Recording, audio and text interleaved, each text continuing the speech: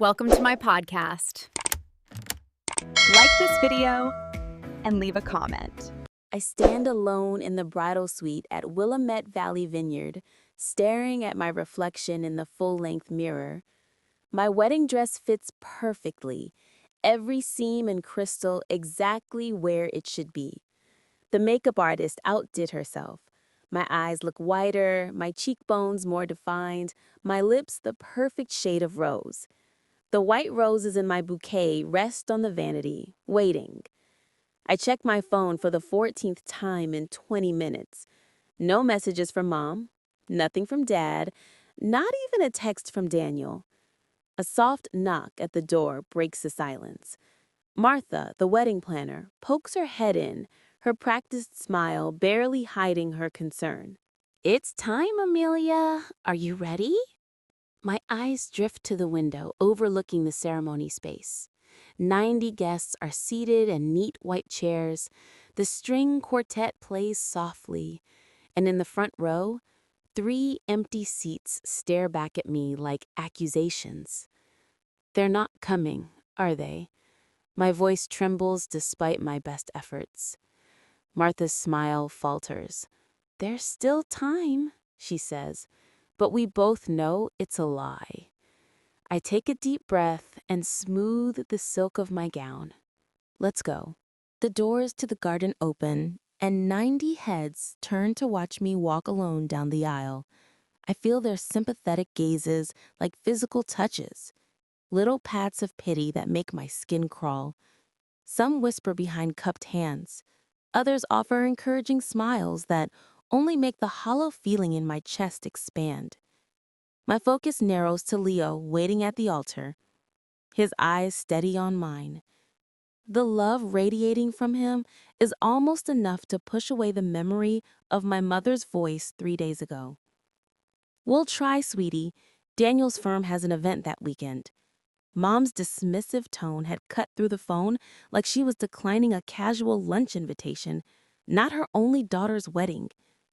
"I can pay for the flights," I'd offered, desperation clawing at my throat. "The hotel, anything, please, Mom." In the background, Dad's voice had drifted through. "Tell her we're busy." Now, placing one foot in front of the other, I force myself to breathe. In, out. One step, another step. I will not cry. I will not give them the satisfaction, even in their absence. When I reach Leo, he takes my hands in his. His fingers are warm, solid, real. "I'm here," he whispers, too low for anyone else to hear. "We're enough." For a moment, I'm 8 years old again, standing in our living room while Mom and Dad fuss over Daniel's debate trophy. They position it carefully on the mantel, step back to admire it from different angles, take photos to send to relatives. My art contest certificate sits forgotten in a kitchen drawer. I'd shown it to them earlier that day, pride bubbling up as I explained how the teacher said I had exceptional talent. Mom had glanced at it and said, "That's nice, honey," before turning back to the dinner she was preparing. Later, Dad had ruffled my hair absently. "Daniel needs more support. He's going places," he'd explained when I asked why they went to all his events but missed my art showcase. "You understand, don't you, Amelia?" And Mom, never missing an opportunity, "Why can't you be more like your brother? He focuses on what matters." I tried harder after that. Academic awards, college scholarships, business success, each achievement a desperate attempt to turn their heads in my direction. Each one noted with distracted acknowledgement, if acknowledged at all. The ceremony continues around me. I say my vows, my voice growing stronger with each promise. "I choose a future based on seeing each other clearly," I tell Leo, the words carrying more weight than anyone but he understands. When the officiant pronounces us husband and wife, Leo's mother envelops me in a warm embrace. "You're one of us now, dear," she whispers, and something tight in my chest loosens just a fraction. The photographer captures us on the dance floor, Leo twirling me under the string lights. His cousins join us, forming a circle of laughter and music. For moments at a time, I forget about the family-shaped hole in my celebration. I forget about the phone I've checked too many times. I forget about the explanations I've given to curious guests. At the reception, Sarah, my college roommate, raises her glass. "To finding the family who deserves you," she says, her eyes holding mine with fierce loyalty. A murmur of agreement ripples through the crowd. The truth of her words hits me like a physical blow. All these years, I've been invisible to the people who should have seen me most clearly. I've been chasing approval from those who never intended to give it. When the celebration quiets for a moment, I slip away to check my phone one last time. No missed calls, no messages, not even a token congratulations. Leo finds me there, staring at the blank screen. "They missed something beautiful today," he says, wrapping an arm around my waist. I look up at him, at the man who has never once made me feel like I needed to earn his attention. I think of his family, who welcomed me without reservation. I think of friends who traveled across the country to stand beside me. I set the phone down. "Their choice," I say, feeling lighter than I have in years. Not my burden. And for the first time, I almost believe it. 2 years later, I lean back in my ergonomic chair, staring at the computer screen. Acquisition of Crescent Motion Studio, finalized at $21 million. 2 years of negotiation, 5 years of building from scratch, and now validation in the form of 8 figures. My office door bursts open as my team floods in with bottles of champagne and plastic flutes. "To Amelia!" Jen, my creative director, raises her glass. The woman who built something from nothing while certain people weren't looking. I smile, clicking glasses with 12 people who actually showed up for me, unlike my family. We're celebrating when my phone buzzes. A notification from Instagram. Daniel posting about his twins' private school fundraiser. I shouldn't look. I do anyway. There they are, Mom and Dad, flanking Daniel and his wife Sophie, their identical daughters in matching plaid uniforms. The caption reads, "Family tradition continues. Third generation at West Ridge Academy." Dad's arm is draped around Daniel's shoulder, Mom beaming at her granddaughters. I swipe through more photos. Daniel's family vacation to Hawaii last month. The holiday gathering I wasn't invited to. Dad's retirement party. In each one, they look like the perfect American family, minus one daughter. What's more telling than the photos is what they represent. The vacation rental in Maui cost at least $5,000 per week.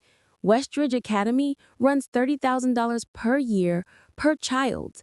Daniel's house, in the background of several shots, sits in a neighborhood where nothing sells for under $2 million, all funded by my parents' retirement savings and family investments, according to the gossip from distant cousins who occasionally remember I exist. "Amelia," Jen touches my arm. "We lost you for a minute." I lock my phone screen. "Just checking messages." "Where were we?" The celebration continues around me, but I'm mentally calculating. Daniel's law firm is moderately successful, but nowhere near the level that would support his lifestyle. My parents have been quietly propping him up for years, depleting their retirement to maintain his image. Meanwhile, my $21 million acquisition doesn't warrant so much as a text message. After the team leaves, I scroll through my parents' social media. Hundreds of posts about Daniel's accomplishments, the twins' milestones, family gatherings. My existence is limited to a single birthday wish last year, a generic, "Happy birthday, Amelia," without even a photo. I close my laptop and make a decision. The next morning, I call my financial advisor. The Porsche Taycan Metallic Gray. I want to complete the purchase today. 3 hours later, I'm signing paperwork for a $135,000 car. It's extravagant, unnecessary, and exactly what I want. Not because I need my family's approval, but because I never needed their money. Back home, I take a single photo of the car in my driveway, the afternoon sun gleaming off its metallic finish. I post it to Instagram with a simple caption, "Dreams realized." For 3 days, nothing. Then, on Wednesday afternoon, my phone lights up with a name I haven't seen in 5 years. Mom calling. My stomach tightens as I answer. "Hello? Amelia?" Mom's voice carries that particular blend of authority and urgency she reserves for family crises. "We need to talk. Family meeting tomorrow." "Family meeting?" I repeat, hearing the disbelief in my voice. "After 5 years of silence, you're calling about a family meeting?" "This is important." She pauses, and I hear Dad's voice in the background. "Tell her it's important," he says, as though I can't hear him. "What's important?" I ask. My wedding wasn't important. My business wasn't important. What exactly matters now? Mom's voice tightens. "It's complicated. Financial issues. We need to discuss it as a family." Of course. They saw the car. They know about the acquisition. Now suddenly, I'm family again. "Tomorrow at 2, I say before hanging up. The next morning, I slide into my new Porsche, the leather seat cool against my back. The drive to my childhood home takes 40 minutes, time enough to remember birthdays celebrated without me, achievements unacknowledged, holidays spent alone while they gathered without me. I park in the circular driveway, my metallic gray Porsche looking starkly modern against their traditional colonial. For a moment, I sit there, hands gripping the steering wheel. The last time I stood on that porch was 6 years ago, when I'd announced my engagement to Leo. Mom had nodded politely while Dad checked his watch repeatedly, clearly waiting for me to leave. They've never needed me before. Why now? My phone buzzes with a text from Leo. "Remember who you are. Call me if you need extraction." I smile despite myself. Another notification appears, an email from Naomi Blake, the investor who believed in Crescent Motion when no one else would. "Your worth isn't measured by those who couldn't see it." A final alert. My assistant confirming tomorrow's meetings. Don't let them take too much time. You have the production review at 4. I take a deep breath, remembering my therapist's words from last week's session. Boundaries aren't punishments, they're protection. I straighten my shoulders and step out of the car. Before I can knock, the front door swings open. Mom and Dad stand there, their expressions shifting from annoyance to shock as they take in the Porsche behind me. "You've done well for yourself," Dad says. Not hello, not "I've missed you," just an assessment of my financial worth. "Yes," I reply simply. No hugs, no warmth. They lead me to the dining room table, where Daniel and Sophie already sit, their faces a study in calculated concern. "Amelia," Daniel nods, as though we spoke last week instead of 5 years ago. "Let's get straight to business," Dad says, pulling out financial folders. I remain standing, my purse strapped tight in my grip, the only outward sign of the turmoil beneath my calm exterior. "No. First, I'd like to know why I'm suddenly important enough to include in family discussions after being excluded from everything else for years." Mom and Dad exchange glances. Daniel shifts uncomfortably. "We can discuss that later," Mom says, her voice slipping into the dismissive tone I know too well. "We have more pressing matters now." "I'm not in the rush," I reply, still standing, And I'm not interested in being convenient family only when you need something. For the first time in my adult life, I see uncertainty flicker across my father's face. In this moment, I understand they need me now. And for once, I have the power to decide what happens next. The dining room of my childhood home feels smaller than I remember. Robert sits at the head of the table, hands folded like he's presiding over a board meeting rather than a family crisis. Helen perches beside him, her posture perfect despite the worry lines creasing her forehead. Across from me, Daniel slumps in his chair, his designer shirt wrinkled at the cuffs. Sophie sits beside him, a leather photo album open on her lap. It's foreclosure, Amelia. Robert's voice is firm but carries an unfamiliar tremor. Daniel's mortgage is 3 months behind. The twins' private school tuition is unpaid for this semester. I say nothing, letting the silence stretch.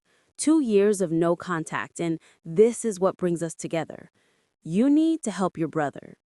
Robert slides a document across the polished oak table. Loan paperwork, already filled out. The presumption steals my breath. Think about your niece and nephew. Helen's voice catches, a practiced hitch that once would have sent me scrambling to please her. They're just children. They shouldn't suffer because of financial difficulties. Daniel leans forward, eyes narrowed. We're family. That's what family does. When one of us succeeds, we help the others. Sophie flips the album open wider, pushing it toward me. They ask about Aunt Amelia all the time. She points to photos of children I barely recognize, their faces shining at a birthday party I wasn't invited to attend. Maddie wants to know why you never visit. Robert clears his throat. We've done everything we could. Our retirement fund is... He trails off, exchanging a look with Helen. We've been supporting them as best we can. The implication hangs in the air between us. My success means I owe them. My independence is selfish in the face of family need. I close the photo album and slide it back across the table. Where were you at my wedding? The question falls from my lips with surprising calm. Daniel blinks. What? My wedding, 2 years ago. Where were you? Helen's hand flutters to her throat. We were busy. Daniel had that event with his firm. It wasn't convenient, Robert adds as if commenting on a missed dinner party. I nod slowly, feeling something crystallize inside me. And yet here you are now because you saw the Porsche on Instagram. You only contacted me because you saw the car. Daniel's face flushes. That's not fair, isn't it? I sit straighter, feeling the power of my financial independence in my spine. Where there once was an anxious curve, there's steel. I built everything alone. Every scholarship, every client, every late night. Where were any of you? Robert's eyes narrow. What's that got to do with the current situation? Everything. I fold my hands on the table, mirroring his posture. I'm listening. Tell me why I should write a check today. Daniel slams his hand on the table. You always had to prove something, always showing off how smart you were, how creative, how special. Some of us were just trying to live normal lives. Robert's hand settles on Daniel's shoulder. Your brother had more potential. We had to nurture that. You were always so independent. We're still your parents, Helen whispers, tears gathering in her eyes. Despite everything, you were parents in title only. My voice remains steady, surprising even myself. You missed my high school graduation. You missed my college scholarship ceremony. You missed the launch of my company. You missed my wedding. I tap the table with each missed milestone. You missed my life. And now you want to share in what that life has built? Amelia, Robert starts.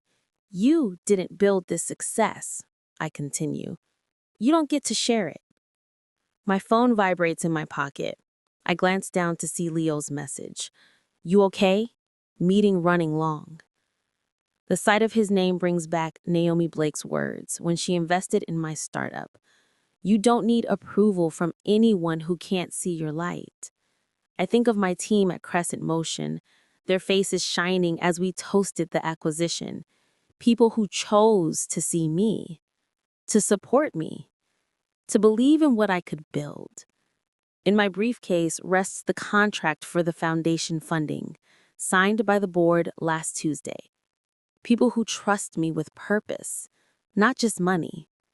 Robert slides the loan paperwork closer to me. We're only asking for what's reasonable. Family helps family. The interest rate is quite fair, Helen adds, as if offering a favor. Daniel's smirk returns, confident now. Blood is thicker than water, Ames. I stand slowly, deliberately. The motion draws their eyes, their bodies leaning forward expectantly. I reach for my briefcase and set it on the table with a soft thud. I've made a different decision, I say. Daniel's eyes fix on my hands as I unlatch the briefcase. Robert shifts forward in his chair. Helen's fingers twist the napkin in her lap. Instead of a checkbook, I withdraw a single document and place it on the table. This is the announcement for the Rivera Media Scholarship Foundation. $16 million to create opportunities for young women in digital media arts. I smooth the paper with my fingertips. The press release goes out tomorrow morning. 16 million? Daniel chokes out the number. Named after Miss Rivera, my high school media arts teacher, the woman who attended my gallery showings when my family was too busy. The money is legally protected in a foundation trust. The board approved the allocation last week. Silence falls like concrete across the table. I'm helping girls who never got the applause I didn't get, I say, gathering my belongings. That's what family means to me. Daniel's face contorts, veins standing out on his forehead. You're wasting it on strangers? On nobody girls? Who deserve better than what I got? I snap my briefcase closed. Girls who need someone to invest in them. My parents sit stunned, staring at the paper that represents millions they'll never touch. I pick up my phone, turning the screen toward them. A recording app displays an active timer, 36:14 and counting. I've also documented every manipulative message from today, I say quietly. Every threat, every demand, every guilt trip, just in case anyone gets creative with legal claims against the foundation. I walk toward the door, my footsteps echoing in the silence. Behind me, I hear Daniel's chair scrape back violently. You can't just leave, his voice cracks. We need that money. I pause at the threshold, not turning back. No, Daniel, what you needed was to show up. At my graduation, at my company launch, at my wedding. I place my hand on the doorknob, but that opportunity has passed. The door closes behind me with a soft click that sounds like freedom. The Porsche purrs beneath me as I drive away from my childhood home, my knuckles no longer white on the steering wheel. The further I get, the steadier my hands become. I press the call button on my dashboard. It's done, I tell Leo when he answers. They showed exactly who they are. How bad was it? His voice fills the car, concern wrapped around each word. Exactly what we expected. Daniel lost his mind when I showed him the foundation paperwork. Dad tried to salvage the situation, but Mom just kept crying about family obligation. Are you okay? A fair question. I glance at myself in the rearview mirror. Surprised to find no tears, no flush of embarrassment, only a clear-eyed woman looking back. I'm better than okay. For the first time, I saw them clearly, without hoping for something different. I'm proud of you, Leo says. Remember, foundation board meeting at 9 tomorrow morning. Everything's ready for the press announcement. The timing had been deliberate. Establish the foundation legally before any family confrontation. Schedule the announcement before they could regroup. No emotional pleas, just legal structures they couldn't penetrate. The Rivera Media Scholarship would be my legacy, not a family drama. I'll be ready, I promise, before ending the call. The first message comes at 11:47 p.m. By midnight, my phone buzzes continuously with family emergency texts. I silence it and place it face down on my nightstand. The house is quiet except for Leo's steady breathing beside me. I don't need to read their messages to know what they contain. Morning brings 6 voicemails from my mother, the progression evident in her tone from weepy pleas about family unity to sharp accusations of betrayal, culminating in threats about what people will think of a daughter abandoning her family in their time of need. You've dealt with worse, I tell myself as I apply mascara, the morning routine grounding me. My navy suit, the one I wore when signing the acquisition papers, hangs ready on the closet door. Leo hands me coffee in my favorite mug.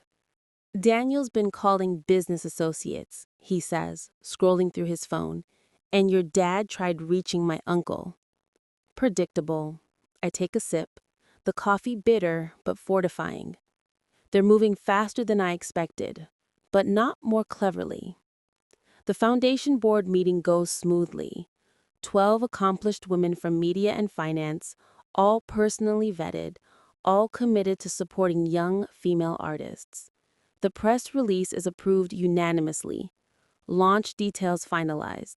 The first scholarship recipient will be selected in 6 months. I'm reviewing the event venue proposal when Janine from reception calls. Miss Rivers, your family is here. They're causing quite a scene. Through the glass walls of my office, I can see security already moving toward the lobby. I straighten papers that don't need straightening. Have security escort them out, please, calmly and professionally. I watch through the windows as my mother's voice rises over the general office hum. My daughter is abandoning her family. Her hands gesture wildly, her pearl earrings swinging with the motion. Daniel stands beside her, arms crossed, face flushed with the particular shade of red it used to turn when he was denied something as a child. My team watches me for cues. I stand, smooth my skirt, and walk to my office door. It's being handled, I tell them, with the calm I've practiced for this moment. Let's continue with their work. Security escorts my family toward the elevators. Daniel's voice carries back. This isn't over. We have family obligations you can't just ignore. That evening, I draft a single email to all 3 of them. I have documented your harassment at my workplace. Any further attempts to contact me at my office will result in a formal complaint. All communication regarding family matters must be directed through my attorney, whose contact information is attached. Amelia. Direct and clear, says Patricia, my therapist, 2 days later. We sit in her sunlit office, the faint smell of jasmine tea between us. How did it feel, sending that? Necessary. I trace the pattern on the armchair. Not satisfying, exactly. More like setting a boundary, she offers. Yes, I look up at her. They're showing who they've always been, aren't they? People tend to reveal themselves under pressure, Patricia says. What you're seeing now isn't new behavior, just intensified. The realization washes over me, simple but profound. I wanted their love, but they wanted my resources. That's an important distinction. All those years, my voice trails off as connections form. The childhood neglect, the absent parents, the way they appeared only when I had something to offer. It wasn't my job to earn their love. It was their job to give it freely. And now? Now I know I'm not responsible for fixing them. I say, feeling the truth of it settle in my bones. There's freedom in that. The next morning brings news that Daniel has contacted the Portland Chronicle about a family dispute. The reporter, smarter than Daniel anticipated, asked why none of them attended my wedding. The resulting story paints a picture Daniel hadn't intended, of parents absent during milestones suddenly interested when money appeared. My mother's social media rant generates an unexpected wave of support for me. Former classmates, business associates, even distant relatives reach out with messages of solidarity. "We always wondered why they never talked about your success," writes a cousin I haven't seen in years. Robert's attempts to contact my investors fizzle when they refuse to discuss a personal matter. The community rallies around the Scholarship Foundation instead, with applications already pouring in months before the official launch. The Portland Business Journal requests an interview about the foundation. I agree, setting clear parameters.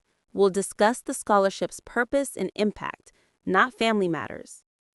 The reporter, Delia Warren, meets me at the foundation's temporary office space. "This is an impressive initiative," she says, reviewing the prospectus. $16 million is substantial seed funding. What inspired such generosity? I consider my words carefully. I had a teacher who saw potential in me when others didn't. Miss Rivera changed my life by simply paying attention. I want to create that opportunity for young women who might otherwise be overlooked. "You've built an impressive career," Delia notes. Crescent Motion's acquisition was one of the biggest tech stories last year. Is your family proud? The question hangs between us. I could dodge it, redirect to safer territory. Instead, I meet her eyes directly. My success was built without family support. They weren't at my wedding, my graduation, or when I sold my company. Delia's pen pauses. That provides interesting context for the foundation's mission. Later that week, the article appears with the headline, "Self-Made Success Creates Legacy of Support." The contrast between my generosity and my family's entitlement becomes public narrative. When news of Daniel's house foreclosure breaks days later, the community connects the dots without me saying a word. Leo handles increased security protocols at our home. My business team manages communication strategy, filtering messages, and prioritizing foundation work. Naomi Blake, my first investor and mentor, releases a statement supporting my commitment to lifting others rather than enabling dependency. My college friends form a protective circle, filling our calendar with dinners and events that leave no room for dwelling on family drama. Patricia provides anchoring during weekly sessions. The united front becomes its own kind of family, chosen, intentional, supportive. 2 weeks after the confrontation, I received the Business Leadership Award from the Women in Media Alliance. Standing at the podium, looking out at faces that genuinely celebrate my success, I realized the tables have completely turned. My parents' retirement plans are now delayed indefinitely. Sophie's social position in her precious country club circles has eroded with their financial collapse.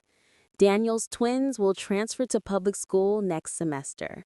Meanwhile, the foundation thrives, generating positive coverage that spreads beyond Portland. The story resonates not because I sought revenge, but because I chose to transform pain into purpose. The scholarship committee has selected 3 finalists for the first award, Janine tells me, placing the portfolios on my desk. They'd like your input by Friday.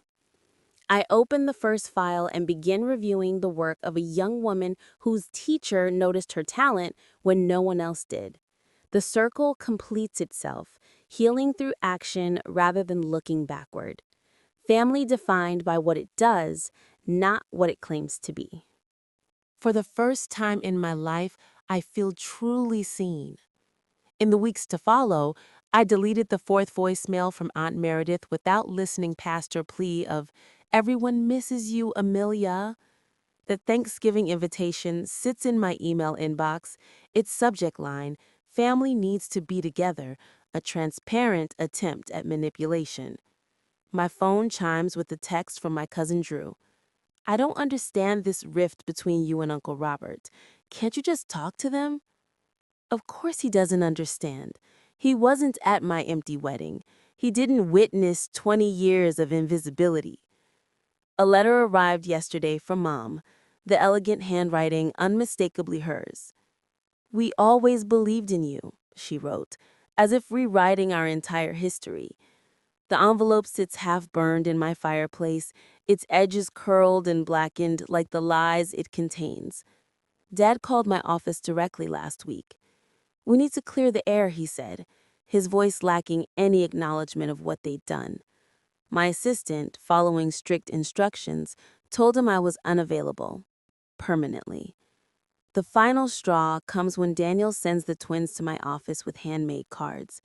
"We miss Aunt Amelia," written in childish handwriting I know isn't theirs. The manipulation is so transparent it makes my stomach turn. They're using every emotional lever they can find, Leo observes that evening, examining the cards on our kitchen counter. They're desperate. I flipped through the week's collection of attempts, but they still haven't actually apologized. The family attorney calls next, his voice professionally neutral. "There are moral obligations to consider, Amelia. Family ties carry certain responsibilities." The implication is clear. I'm the villain in their story, the heartless daughter who abandoned her struggling family. Pastor Wilson from the church I stopped attending years ago leaves a voicemail. "Your parents are deeply concerned. Perhaps we could meet to discuss reconciliation." Two childhood friends, neither of whom I've spoken to in a decade, suddenly reach out. "Your parents seem so heartbroken," says one. "The holidays are for forgiveness," says the other. When Daniel's wife Sophie emails photos of the twins in Halloween costumes, "The children ask about you constantly," I nearly throw my phone across the room. They're framing this entire situation as my responsibility, I tell my therapist during our weekly session. My forgiveness, my duty, my failure to be the bigger person. "And how does that make you feel?" she asks, her eyes steady on mine. "Angry," I admit, "but also validated. They wouldn't fight this hard if they weren't afraid of losing control." The foundation's selection meeting provides an unexpected challenge.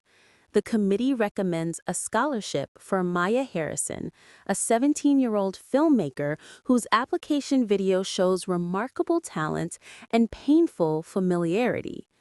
"She reminds me of myself," I tell Leo that night. Quiet, determined, overlooked. I watch her interview video again. Maya's eyes hold the same weariness I see in my own wedding photos. She talks about finding her voice through filmmaking when her family couldn't hear her. What if I'm wrong to cut them off completely? The question slips out before I can stop it. Leo sits beside me on the couch. "What brought this on?" "Maya, if I'm telling these girls to find their strength, am I modeling that by running away from my family?" "Is setting boundaries running away?" Leo asks. I consider this. No, boundaries aren't abandonment. What would you tell Maya if her family treated her like yours treated you? The answer comes easily. I tell her she deserves people who see her worth. The Thursday before Thanksgiving, I hosted dinner at our home. The dining room table extends to accommodate everyone. Leo beside me, Naomi across from us, my business team scattered between. Maya sits at the opposite end, her scholarship certificate framed on the sideboard behind her. Our home glows with the warmth my parents' house never had. Candles flicker in silver holders, Laughter rings against the ceiling. No one here needs to prove their worth to be seen. I raise my glass. To those who see us as we are. The toast echoes around the table. My phone stays off, notifications silenced. The meal unfolds in perfect rhythm, conversations flowing without the undercurrent of judgment I grew up with. Over dessert, I announce the Foundation's new mentorship program. I'll be personally involved with each recipient, I explain. We're creating connections that matter. Maya's eyes widen. You'll be mentoring us yourself? Every step of the way, I smile at her. This foundation isn't just about money. It's about building something meaningful together. Naomi nods approvingly. You've created structures that can't be interfered with. The foundation's independence is legally secured, I confirm. Its success will be measured by impact, not approval. Later, as we clear plates, Leo turns on the local news. Right on schedule, the feature about the foundation airs, strategically timed to coincide with my family's traditional dinner hour. On screen, I speak with the confidence I've earned. We build family through action, not obligation. The report transitions to financial analysis, contrasting the foundation's transparent governance with examples of mismanagement, including a not-so-subtle reference to Daniel's business failures. Maya watches, transfixed. They're actually comparing your brother's company to the foundation? Facts speak for themselves. I stack dessert plates with steady hands. The community has validated what my family refused to see. The following morning, my parents request a meeting at a coffee shop downtown. I arrive in the Porsche, the car that triggered their sudden interest after years of silence. Dad looks older than I remember, defeat etched into the lines around his mouth. We should have been there, he admits, staring at his untouched coffee. At the wedding? I ask, though I know that's not all he means. Everywhere. His voice cracks. All those years. Mom's eyes shimmer with tears. How can we fix this? The question hangs between us. 3 months ago, I might have grabbed at this opening, desperate for any acknowledgement. Now, I feel only calm clarity. Some things can't be fixed, I tell them. Only accepted. Mom flinches. I'm not closing the door forever, I continue. But I need accountability, not convenience. I'll consider limited contact after you both start therapy. That's unnecessary, Dad begins, the old dismissiveness rising. It's non-negotiable. I sip my tea, the warmth spreading through my chest like certainty. They exchange glances, the silent communication of people who never expected consequences for their choices. Daniel's financial collapse has stripped away their illusions of his superiority. My success exists beyond their reach. The foundation thrives independent of their approval. When they leave, no agreements have been made, no concessions offered. I watch them walk to their car, a sensible sedan now, the luxury vehicles long gone. I drive away without looking back, freedom replacing obligation in every beat of my heart. The foundation awaits. Maya's project needs review. My chosen family expects me for dinner. For the first time, I'm moving towards something instead of away from someone, and that makes all the difference. I stand in the sunlit studio of the Crescent Foundation, watching Maya adjust her camera settings. The morning light filters through the tall windows, casting golden patterns across the polished hardwood floor. It's been a year since I faced my family for the last time. What do you think about this angle? Maya looks up, her eyes bright with the same creative fire Miss Rivera once saw in mine. Try moving it slightly to the left. Catch how the light falls across the subject. My voice carries the confidence of a mentor now, not the desperate plea of a daughter seeking approval. On the wall behind Maya, photos document our scholarship recipients' projects, stories they never could have told without the Foundation's support. Each frame represents a voice that might have been silenced, just as mine nearly was. My office here replaced the childhood bedroom where I once dreamed of being seen. Every element, from the ergonomic chair to the awards displayed without apology on floating shelves, I chose deliberately. Nothing inherited, nothing tainted by obligation or guilt. I finished the final cut of my documentary, Maya says, straightening up. Would you watch it with me? We move to the editing bay, where her project plays on the high-definition monitor. The documentary follows 3 generations of women in a rural Oregon family, their struggles and resiliencies beautifully captured through Maya's lens. Watching her work, I feel a swell of pride entirely different from anything I've known before. This isn't about me. It's about what she's created, what she'll continue to create. When the final credits roll, Maya turns to me, tears brightening her eyes. "You're the reason I believe I can do this," she says, wrapping her arms around me in a spontaneous hug. I think of Miss Rivera, how she recognized something in me when my own parents couldn't be bothered, how her belief sustained me through years of family indifference. Now the cycle continues, not of neglect, but of genuine support. Later that week, I stand at the podium of the Portland Arts Center, accepting a Community Leadership Award. The audience applauds. A sea of faces turn toward me with appreciation, not pity. Leo sits in the front row, beaming with unrestrained pride. There are no empty seats causing me pain tonight, no phantom family members I wish were here. Every person in this room sees me, truly sees me for who I am.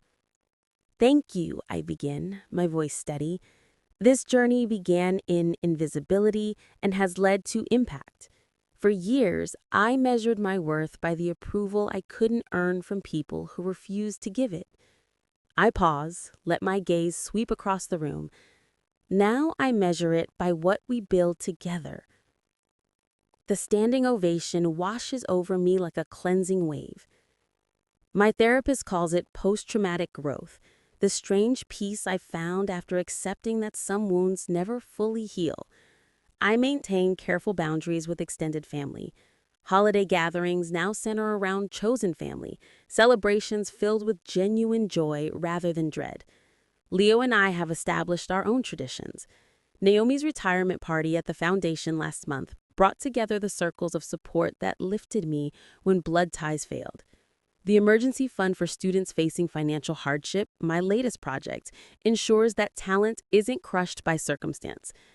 I understand now what these young women need because I lived without it. Unconditional belief in their potential. Driving home through Portland in my Porsche, I passed the coffee shop where I once edited videos on a borrowed laptop. Through the window, I catch a glimpse of my parents walking on the sidewalk. Our eyes meet briefly. I don't stop. There's no pain in this moment, only peaceful acknowledgement. They taught me what love isn't. Leo and my work taught me what it is. Tomorrow, Maya sets up for her next project. I'll be there, camera in hand, showing her techniques I've mastered over years of making myself visible. Family isn't who raises you, it's who lifts you.